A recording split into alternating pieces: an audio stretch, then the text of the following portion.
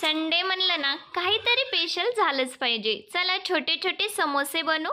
3 cup मैदा, चवीनुसार मीठ, ओवा, 1 चमचा साजूक तूप छान मिक्स करून थोडं थोडं पाणी घालत घट्टसर पीठ मळून 30 मिनिटं झाकून ठेवू. कढईमध्ये तेल, लसूण, धने, जिरे, बारीक चिरलेली हिरवी मिरची, बडीशेप आणि हिंग छान परतून घेऊ. खूप सारा वाटाणा चांगला परतून घेऊ. आवडीप्रमाणे मसाले, बटाटे उकडून मॅश करून घेऊ. बटाटे आपण छान मिक्स करून घेऊया आणि चवीनुसार मीठ, खूप सारी कोथिंबीर. एकदम टेस्टी झटपट सारण तयार.